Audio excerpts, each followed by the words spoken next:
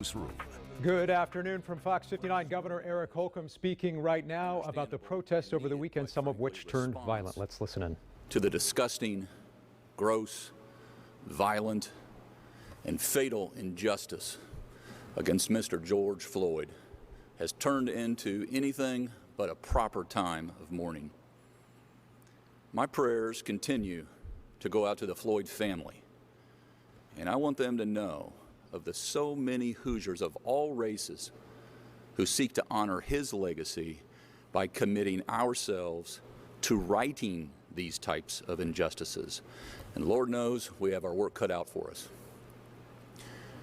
George Floyd's last gasp, his final words, "I can't breathe," haunts and should forever remind us that every breath that we take, every breath that we have left, should be devoted to making sure what happened to Mr. Floyd never happens again. And those responsible for his loss of life will be held accountable to the fullest extent of the law. All Hoosier citizens should know peacefully protesting and demonstrating for this cause is a noble one, rightly protected by our First Amendment. In fact, I hope the peacemakers continue to express themselves and not allow their message to be overwhelmed by the troublemakers seeking to administer pain on the innocent.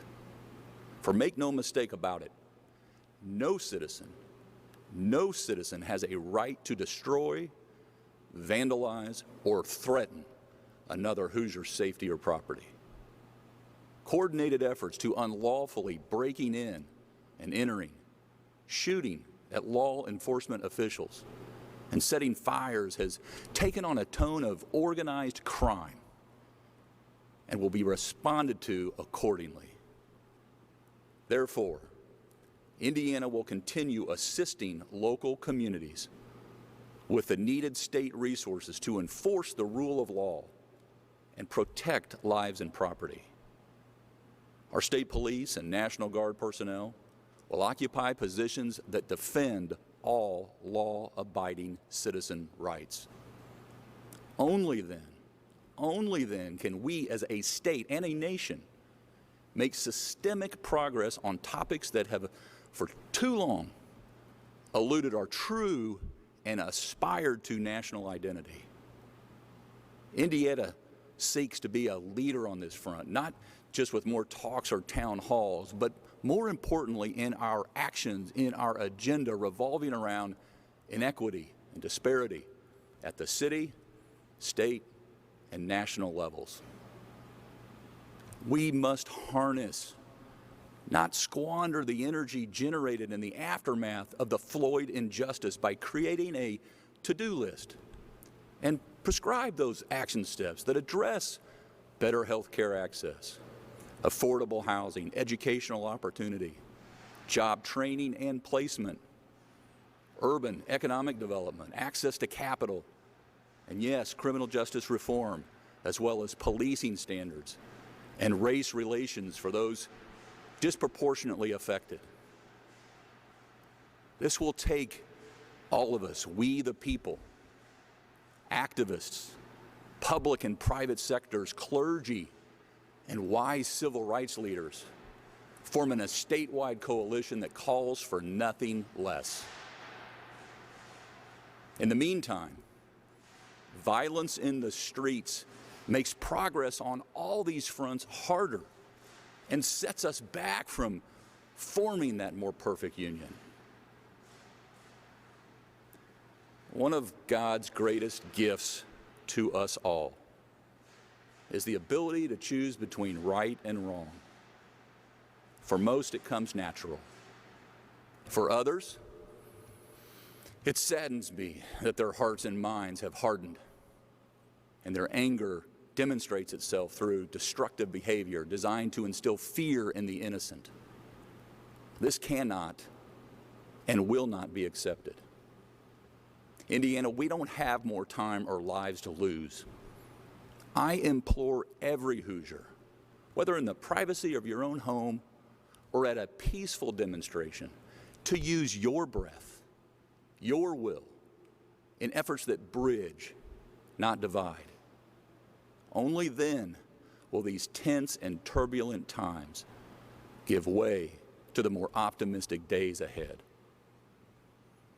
And now I'd ask the superintendent of the Indiana State Police, Doug Carter, and Brigadier General Dale Lyles, Adjutant General at the Indiana National Guard, to each give us an update on your areas of responsibility over the last 72 plus hours and our posture going forward. And then we'll all three be available for any questions you might have. Superintendent Carter.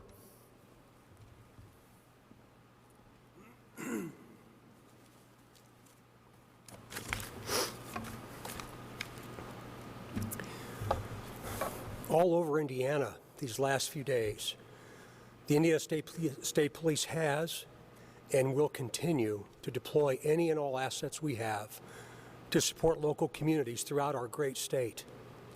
Hundreds of troopers, our aircraft, special operations personnel have been deployed to cities like Hobart, Merrillville, Michigan City, LaPorte, South Bend, Fort Wayne, Kokomo, Anderson, Lafayette, Terre Haute, Indianapolis, Jeffersonville, Sullivan, Tell City, Evansville, and maybe even a few other rural areas. We stand in support of our local law enforcement agencies, their leaders, but most importantly, we stand with our citizens. I spoke to the governor many times over these last few days, as well as his senior staff. Please know how grateful we are, Governor, for not only your unwavering support, but also for the empathy you have shown during this most difficult time for all of us. The changes that have occurred to our daily routines and in our profession because of the global pandemic, and now civil unrest, some places even anarchy, in our very communities, is difficult for all of us to comprehend.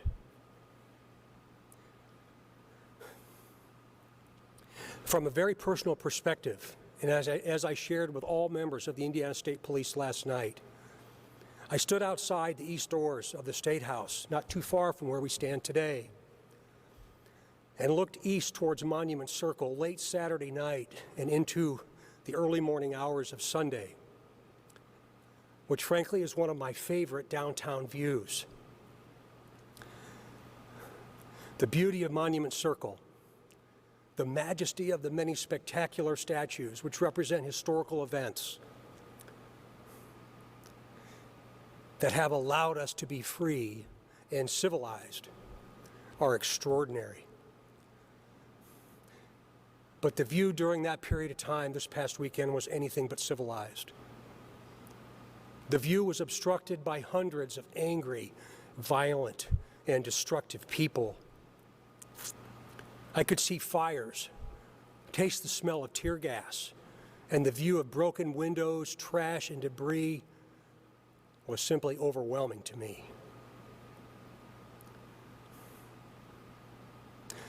The view of the city of Indianapolis and many other cities in our state and around our country are unrecognizable today.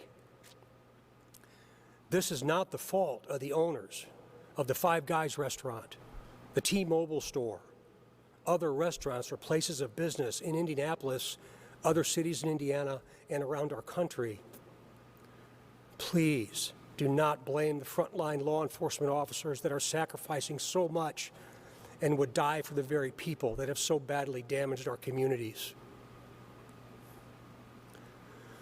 The people you must hold accountable are people like me, as a leader in this profession. I, and so many others like me around our great nation, must hold our officers accountable, and you should expect nothing less of me. We are human beings just like you, and the death of George Floyd is a stern reminder that we and what I represent have much left to do. I'll start with an I'm sorry. I was asked by many protesters on Saturday, quote, "What do you expect us to do?" And my only response to them that I could muster was not this. I want to recognize the Indianapolis Metropolitan Police Department and thank the rank and file. I don't think any of us ever thought we would witness what occurred over these last 72 hours. You stood with and for your community, and I, for one, am eternally grateful. The same appreciation goes to all of the other agencies within Indiana, as this has affected every one of you, every one of your officers, every one of your family members, and your citizens. Hear me loud and clear. I have said many times that law enforcement is not without sin, and we collectively own some of this distrust. But this is not the way to solve complex, real, and historic conflict. We must acknowledge our past. We must understand our mistakes in my profession, and we must take a step forward. If we don't, we will never heal as time goes on, and we give this hate and this anger and this distrust to the next generation.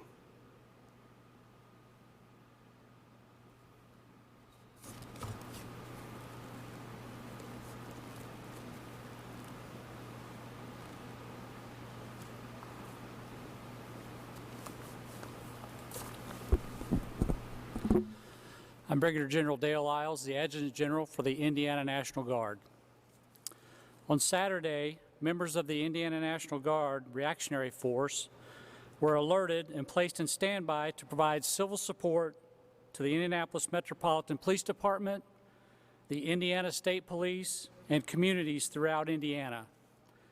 The Reactionary Force is an Indiana National Guard unit specifically designated to provide the governor with a rapid capability to respond quickly to events like we saw this weekend. Members assigned to this unit are pre-selected and trained explicitly in operations for defense support to civil authorities. The unit's preparedness and overall readiness is validated through a series of training exercises aimed at ensuring the men and women assigned are ready and capable to perform tasks like the crowd control, traffic control, security to critical infrastructure, and other interagency operations.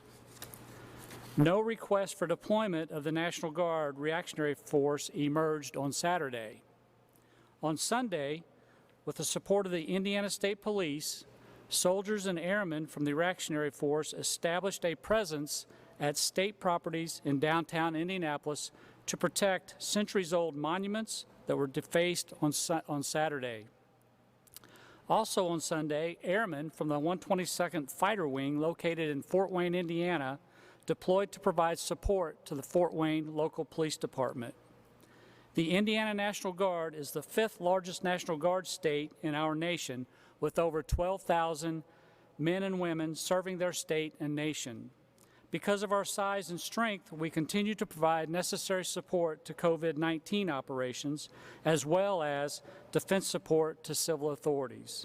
The National Guard will continue to support food bank operations, COVID-19 testing, PPE warehousing and distribution, support to Indiana Department of Corrections, and other COVID-19 associated missions.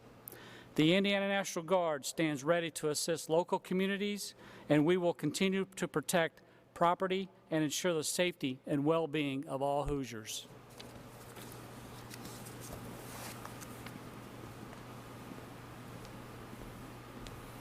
And with that, Rachel, we'll take any questions.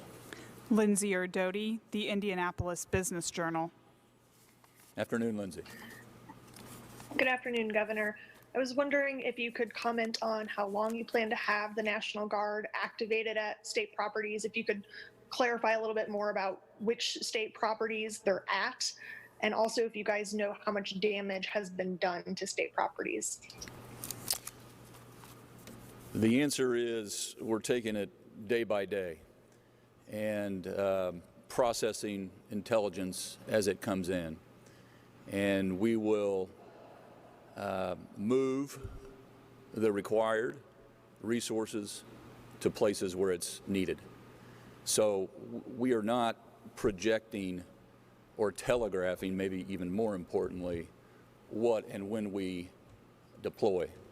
Having said that, we were in 4 distinct locations, state property, on Saturday.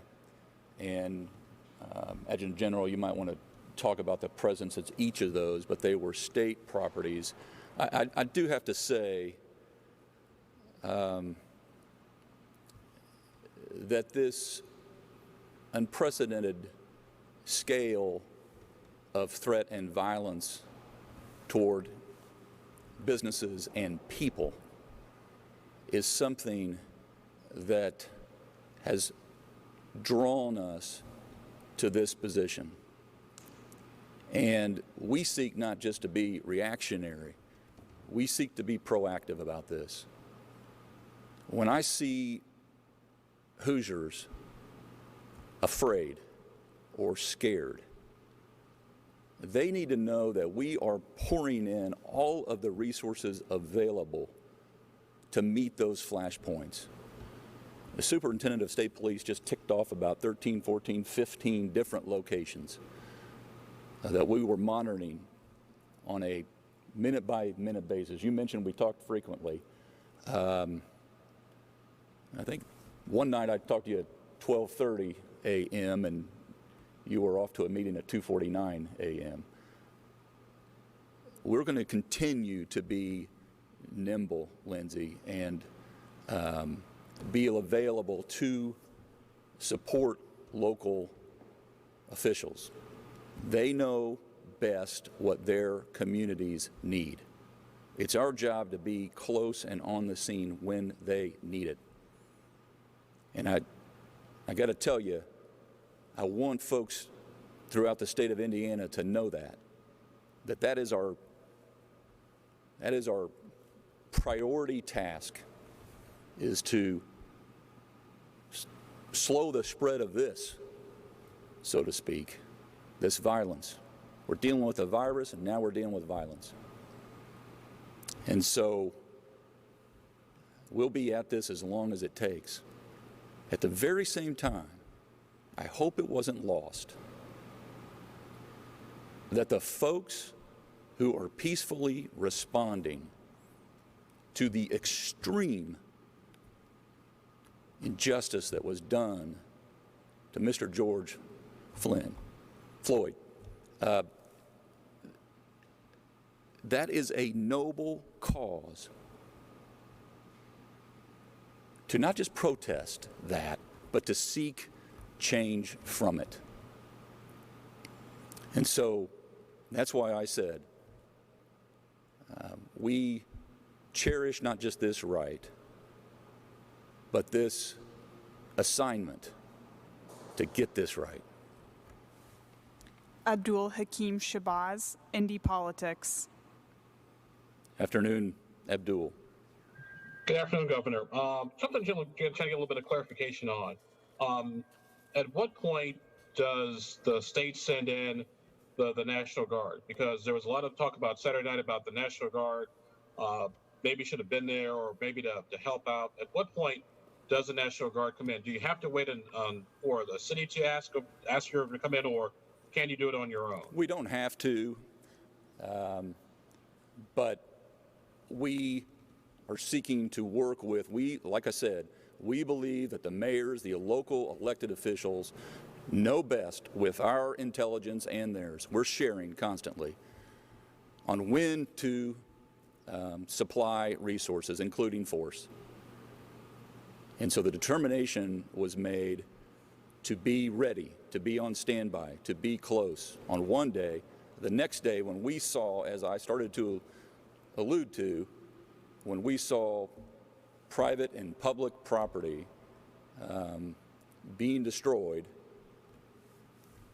we set foot on state property to be close. It's just unconscionable to me that folks would threaten someone else's life and or go to these monuments that were referred to that represent men and women that gave their lives so that people would have that First Amendment right to assemble peacefully, to speak peacefully in an attempt to make progress. And folks who are seeking to destroy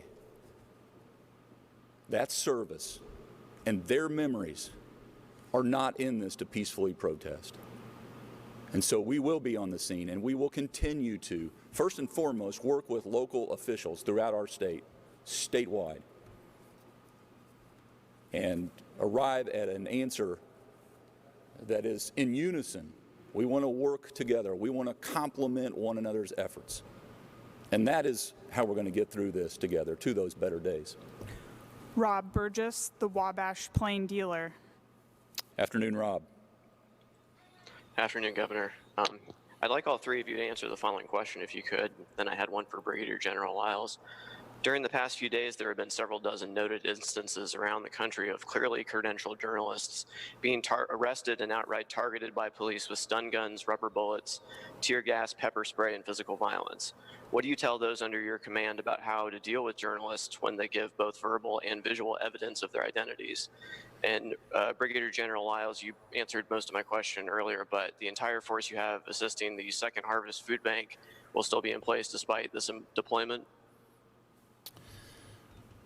Well, Rob, fortunately, I don't have to tell Superintendent Doug Carter what to do on this front. I am, quite frankly, amazed, not surprised because I've been around it for a while now, but I am amazed every single time I see these women and men put this uniform on and the restraint that they exhibit in walking toward danger in an effort to diffuse it. There are folks who are militant about creating chaos, about using George Floyd's memory and legacy, quite frankly, for their own motivation. And we send in folks who take an oath to defend us and to defend our property. And so in regards to journalists who are out to capture these unprecedented and historic moments of the Fourth Estate, not only do they have the same right, but they should be afforded the same protection. And with that, Superintendent Carter, I'll let you respond. Speak for yourself. Well, Rob, first of all, I think one of the issues associated with the imbalance that we're currently facing is that we try and attach different scenarios to different parts of the country and different events. I learned a long time ago I'm not going to criticize a group, an event, a situation, or a response if I'm not actually there to see it, at least on a very small level. We must understand that emotions are high. We did not experience any of those kinds of things that you just described, and I was very aware of them as they occurred, specifically up in the Minneapolis area. It didn't happen here in Indianapolis, and we tried very, very hard to give people that wanted to hurt us very badly, 100 yards from here, the ability to do what they were doing, to spit and cuss and throw rocks at us. For African-American Indiana State Troopers to stand there and be ridiculed because of the uniform that they wore. This is personal. It's very obvious to me it's personal to our governor. And I can assure you, Rob, it's personal to me. I said just a few minutes ago, we are not without sin, and I mean every single word of that. And I wish I had a lot of redos in my professional and personal life, and I bet you do too. What we have to do is learn from our mistakes and move on. We can't continue to live in that period.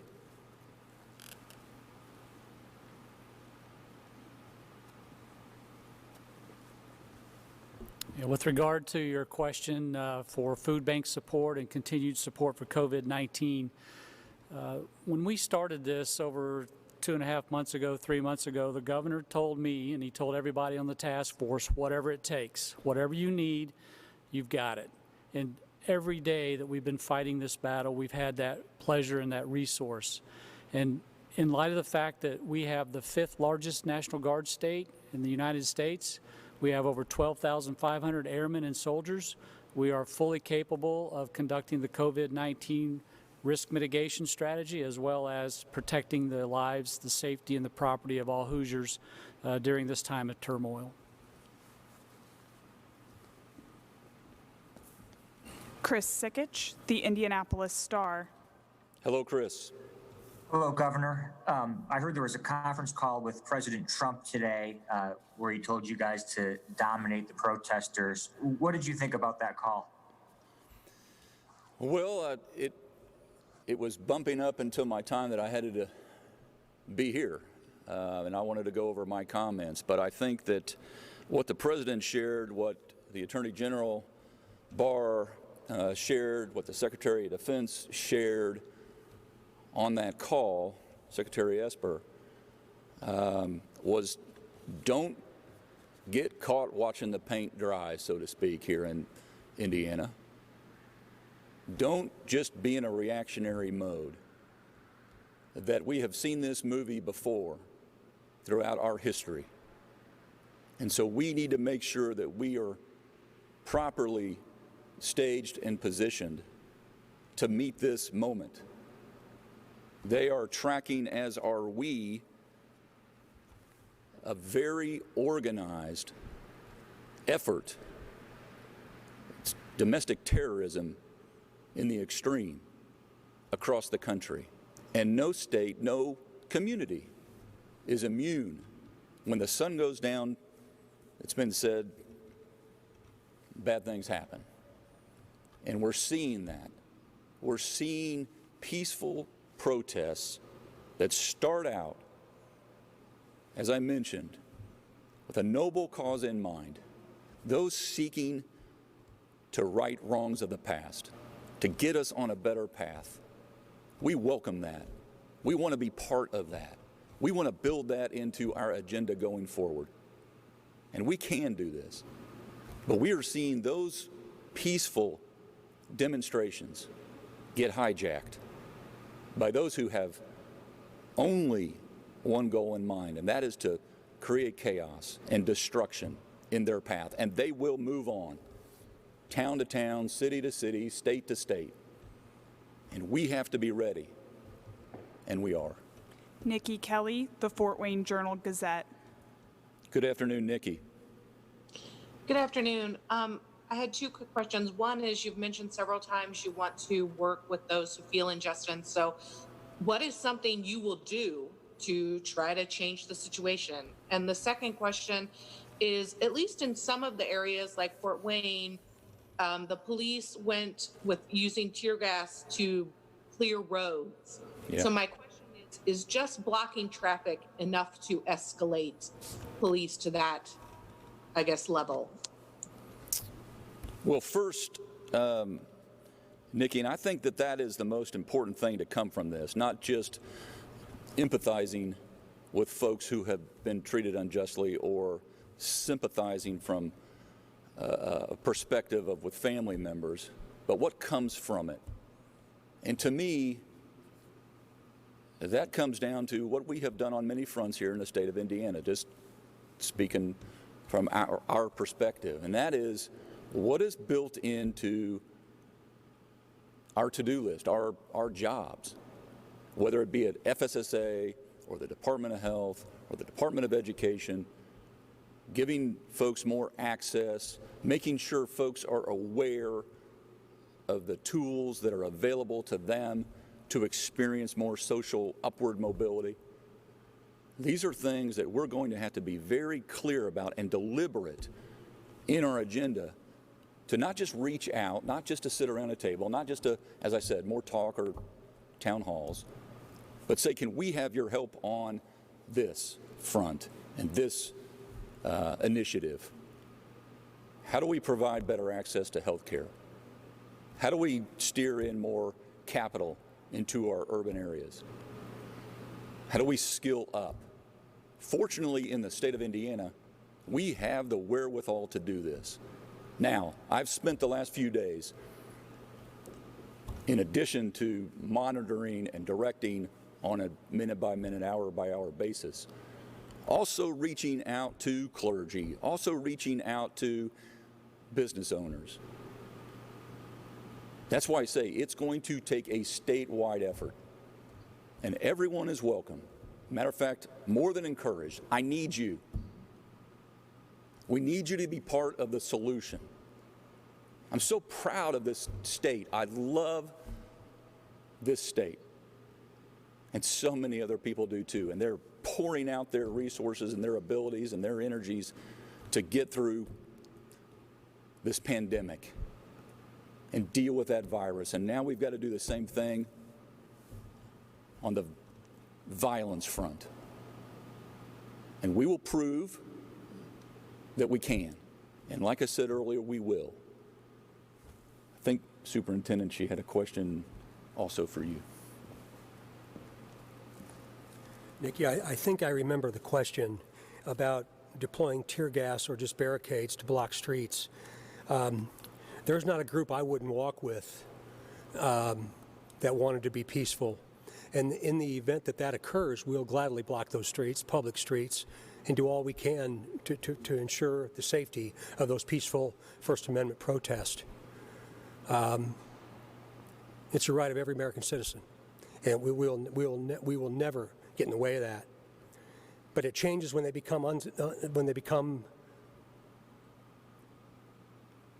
illegal, out of balance, destructing property, tearing apart the very essence of who we are as an American people. That changes everything. We had to deploy gas on these very grounds and blocks around here over this past weekend. Everybody was told that it was going to happen if they didn't disperse. I saw it with my own eyes. That's the expectation. We take no pleasure in that. No pleasure in that. But there comes a certain point in time we have to say enough is enough. And we got there over the weekend.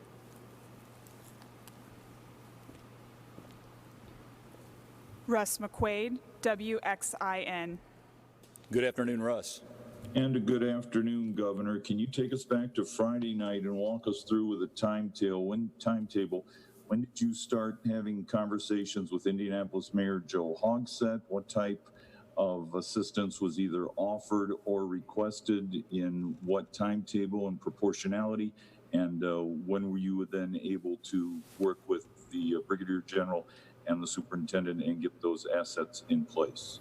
Well, from the very beginning, and not just, I know I'll address your specific question about the capital city, Indianapolis, where so much violence did occur and destruction did occur.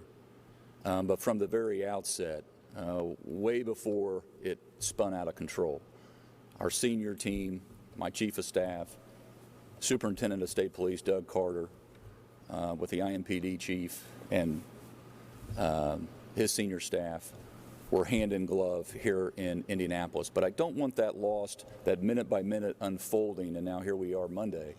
I don't want it lost that in addition to those coordinated efforts, we were doing the same throughout the state, city by city. One of the advantages of the Indiana State Police is and the Indiana National Guard for that matter, these are folks who live in communities throughout the whole state of Indiana.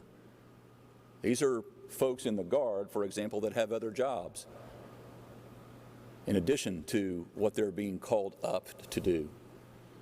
And so we not only know the terrain, but we know the leadership in all of these communities statewide.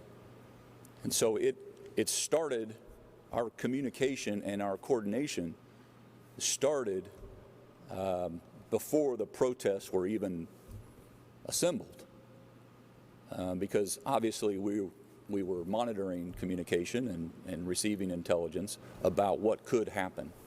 So we were prepared, and that's why where we were Friday, and that's where we arrived on Saturday and Sunday as well. Fully support the steps that not only this mayor, but other mayors around the state of Indiana have taken. In terms of the curfew here in Marion County, in Indianapolis, I think that was very helpful. And we'll continue to try to complement those efforts. Whitney Downard, CNHI. Good afternoon, Whitney. Good afternoon, Governor. My question is, what's your message to Black Hoosiers who see a state legislature that can't even pass pregnancy accommodation bills or tries to pass punitive criminal justice or landlord-tenant bills that would disproportionately affect Black Hoosiers, see these bills and say the legislature's not reflecting our interests? Why should we trust you to do it now? What would be your message to those Hoosiers? Why should we trust you to Well, we have achieved a lot. This legislature has achieved a lot. Are we done? No. You mentioned one that's I'm very personally wedded to, pregnancy accommodations. I would ask the African American community of which you cited to join me, to be outspoken with me should I get the opportunity to get that across the finish line, because I'm coming back on that. And there are other issues. This legislature passed a hate crimes bill in the state of Indiana. It was needed. We got it done. We've expanded the Healthy Indiana Plan 2.0. We now have a bridge. It's this administration and this legislature that got creative, that covered more Hoosiers than ever before. We have programs that we need to do a better job, of making folks aware of how their school, college, higher education can be paid for. Paid for. We're one of the most generous states in the country in terms of providing that academic assistance, post-secondary education. And the list just goes, next level jobs. This is the most bipartisan resource you could imagine. It's getting people, we pay the state 100% to get you skilled up to fill these open jobs. And by the way, even in this time of extremely high unemployment, we need to fill high-wage, high-demand jobs. And we will work with our institutions of higher education. We have to do a better job, the legislature, everyone, regardless of your race, of making communities aware of the resources that are there. But to your point, is there more work to be done? Heck, yes. Adam Wren, Indianapolis Monthly. Good afternoon, Adam. Good afternoon, Governor. Do you think that the president's tweets over the weekend and his rhetoric has made your job easier or more difficult, given how he's talked about reporters and also, tweeting out that when the looting starts, the shooting starts? I've been so focused, Adam, on my job that, to be honest with you, it's not made my job tougher. It might make others. Folks may receive those tweets differently, but quite frankly, I've been on the phone with Superintendent Doug Carter or the Adjutant General or Director Steve Cox with Homeland Security or my senior team here in this administration. So to be just blunt and brutally honest, I'm focused on here. So no, it's not. Bob, WTHR. Good afternoon. Hi, Governor. Wanted to follow up on your comment about Indiana seeking to be a leader to address inequity and disparity. You also mentioned, that more talk and meetings isn't necessarily what's needed right now.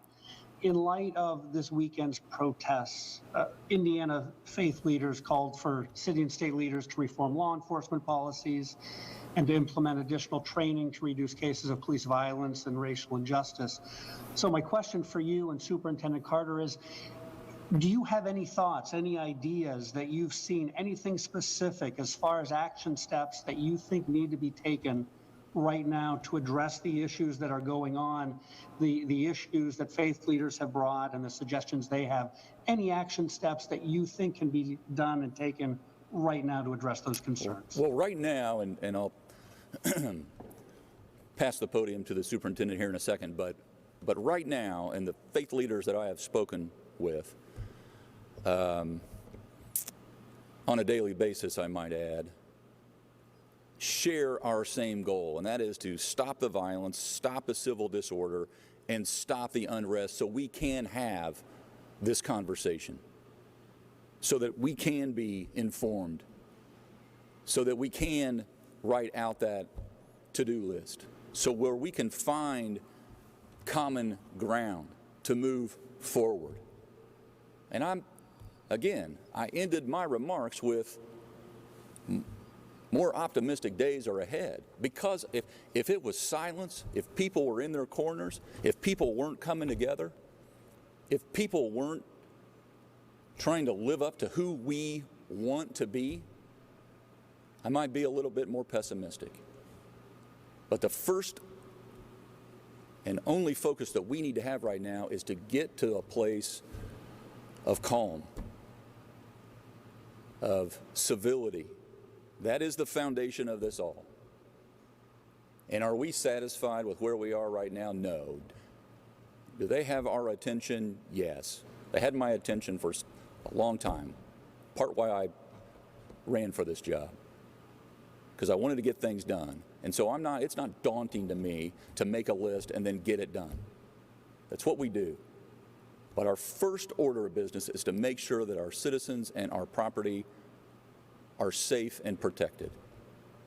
No one in the country has seen on a scale like we find ourselves witnessing this level of animosity that's turned into destruction. And that cannot last. That cannot keep going. And that's why you see our efforts, again, from a local, state, and federal partnership. You want to add anything to that? Now, Bob, you and I think, have had this conversation before. Excuse me. The time to become transparent is not at a time of crisis. So that transparency, that notion of transparency, has got to be a part of who we are. And not just the Indiana State Police, but I'm talking to law enforcement leaders all around the state and even around our country. Transparency is so very important. We can't ask you to trust us if we won't tell you what occurred. And we'll always give you as much information as we can. That's where it starts. Secondly, we have to look back in the rearview mirror and learn from past events. We don't have to go back too much further than just 1992. Seems like a long time ago to some. I remember that period of time very, very well. And that was a time American law enforcement officer and the perception of who we are changed. And frankly, I think we're back in 1992, and I'm so sorry about that. We've lost the confidence in our citizens, and we've lost the confidence of our communities. And I said earlier, we take responsibility. But now you got to help us, because we cannot allow the behavior that we've experienced over the last and seen over these last 72 hours continue. It just simply cannot. That transparency must be real, and it must be each and every day. I could spend so much time talking about that, Bob, but I won't. I hope I've appropriately answered your question. Brandon Smith, Indiana Public Broadcasting. Afternoon, Brandon. Afternoon, Governor. You talked about building this to-do list and about getting folks more aware of the resources you already provided. In terms of that to-do list, though, the Indiana Black Legislative Caucus puts together an agenda every single session, which I've been covering for a decade now, and every single session, the vast majority of those initiatives are summarily ignored by the General Assembly. So I guess to go back to an earlier question, why should the folks who are justifiably angry and demonstrating in the streets all across Indiana have any faith that leaders at the Indiana State House will actually do what you say you are going to do? Well, I can speak for myself, but I can also tell you I have been in touch with the leaders. And we are looking for ways where there is common ground, where we can make advancement. And by the way, the list that you mentioned, we have gotten some things done in the past. I just mentioned the hate crimes bill. Covers every single Hoosier, 6.7 million. A lot of people said that could never be done. We have proven we can do hard things, or things that once seemed impossible. Now, this is the beauty of this building. Lots of folks come from diverse backgrounds and areas of the state. But I do think that our collective conscience has been awakened to the point to where we need to all have a list. Folks need to be, myself included, and I do have actually, but I want to add to it, obviously. I think folks need to have a list of, here's the things that I'm working on right now that will promote opportunity for all 6.7 million Hoosiers, we the people, for all. And so that's why they should have confidence. We are a state that has been a leader on so many fronts in terms of opportunity for our individuals. Like I said, is there more work to be done? Yes. Am I looking forward to that work? Yes. And they know it. Jody Kaufman, WRBI. Good afternoon, Jody. Good afternoon. With tomorrow being primary election day, should citizens or will citizens be concerned for safety when they go to vote?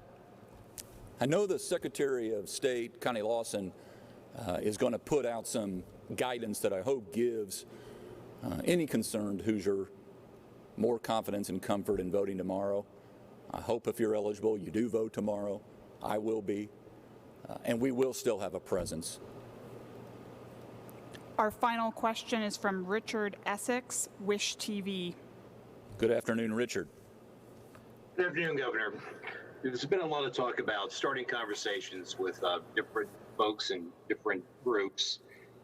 Has anybody reached out to you, and have you or your staff reached out to anybody to start these conversations? Yes, yes, and yes. I have ongoing conversations, and when I said, I don't know if I was the one that said we need to start these conversations, because these conversations have been ongoing for some time. And we have made some progress. But we recognize, as has been said by many, we didn't come this far only to come this far. And we will continue to build out our agenda, should I have an opportunity to help realize that agenda. And we will lead on it. But these conversations did just start this past weekend. These conversations and these relationships are in place for us to make progress. Now, what I think will happen, because of recent conversations, we'll be able to build on this because of these events, because of what is front and center on our minds. We're looking at two crises, the virus and the violence. So what comes from it? What, as the superintendent said, he referred to 1992. I've been talking to a lot of people who have been referring to 1963 and 1968 or 1865. What comes from our actions today when we summons the will to do things that might have been uncomfortable in the past? We'll provide the leadership to accomplish what is needed to give people that confidence that we're willing to take these steps. But I'm telling you, this country was founded on we the people, and we need your help. That concludes today's briefing. Thank you for joining. Governor Eric Holcomb urging calm today in a press conference along with officials from the state police and the National Guard. They're talking about the violence that we have been dealing with in cities across Indiana and across the country. The governor saying first we were dealing with the virus and now with the violence in the aftermath of protests that began peacefully over the weekend but did end in a number of arrests in Indianapolis and beyond. We did just now, during that press conference with the governor, get word from the Marion County prosecutor that in a majority of the cases of the arrests over the weekend, 41 cases, they are declining to file any criminal charges against any of the protesters, 41 of the protesters who were arrested. There are 14 charges being filed against 14 individuals for breaking in and looting over the weekend. That word just coming from Marion County Prosecutor Ryan Mears. In that press conference here this afternoon, Governor Eric Holcomb also talked about the impact the National Guard will continue to have. The Indiana National Guard will continue to protect state properties that have been damaged and be on standby here throughout the rest of this week as needed. Right now, we're also hearing word of another group of demonstrators peacefully demonstrating right now on Monument Circle. We have a crew in that area. We'll be continuing to follow the developments today with yet another curfew in place now in Marion County. You may have noticed during that press briefing an alert on your phone that came out with that curfew tonight. Again, 8 p.m. In Marion County, 8 p.m. until 6 a.m. tomorrow morning. So we will continue to follow all of the developments right here on Fox 59. We'll have the latest coming up first at 4 and live at 5 as we look at those live pictures now from downtown Indianapolis on this Monday afternoon. The first